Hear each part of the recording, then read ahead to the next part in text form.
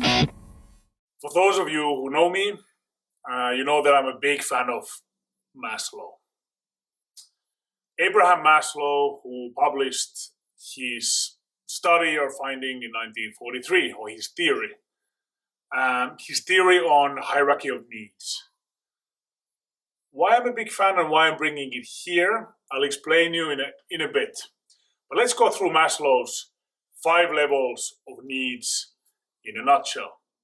So what he says is that there's 2 levels of material needs and 3 levels of more spiritual needs. The first layer is the physiological needs of a human being. So this is food, this is drink, this is warmth, and this is rest. So the basic needs that we have. Secondly, he has the level of safety. And safety is really physical safety, protection, that I feel that I'm protected, that I'm nothing's threatening me from outside. These are the 2 material levels that Maslow lays out. And the idea here is some people put too much emphasis on these 2 levels and forgetting the balance between the spiritual levels, which are the next 3. These 2 levels are very individualistic. They can also vary, like food can vary a lot. You can have the basic survival food, and then you can have another level which is more than preferred by you. So all the levels differ as well. Level 3, moving to the spiritual needs, is your human need for belongingness and love. So this is friends, lovers, being cared for, kind of getting to the more emotional side. Level 4 is then the esteem and respect.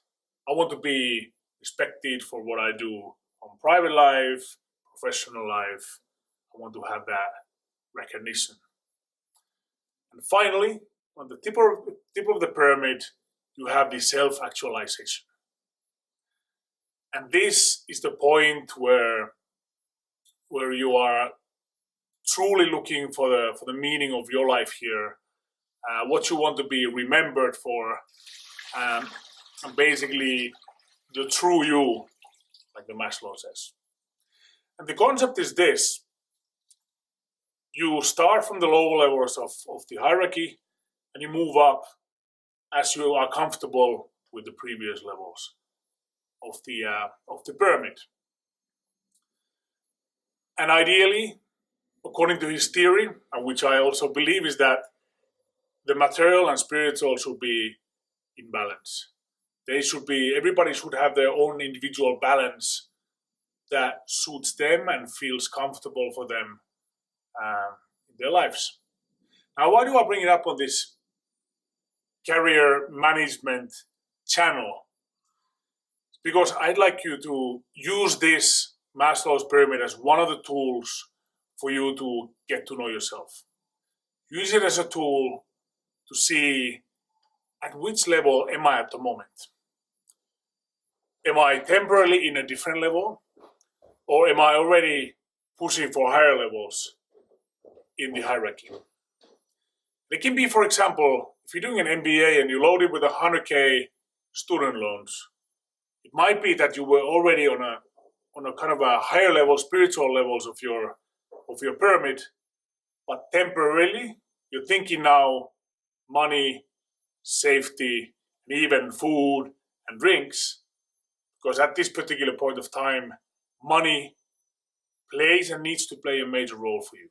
It's a cash flow topic.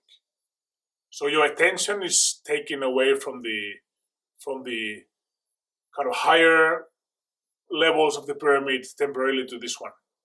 And why it's important to go through this is because you need to understand that if there's a temporary thing, for example, getting a post-MBA job, don't make short-term sacrifices for something that you will suffer then later on. Don't take 10K more per year to pay off your student loans a bit sooner, if you're sacrificing an opportunity for a career that provides you more with the self-actualization, self-esteem, recognition, that part. By sacrificing for money now, you might be locking yourself in a situation where you can move up the pyramid later on. So use this tool as something to explore and get to know yourself. See where you want to go with your career. Where are you at the moment? And does your current job allow you to build your pyramid? Just another tool, but one of my favorites. Enjoy.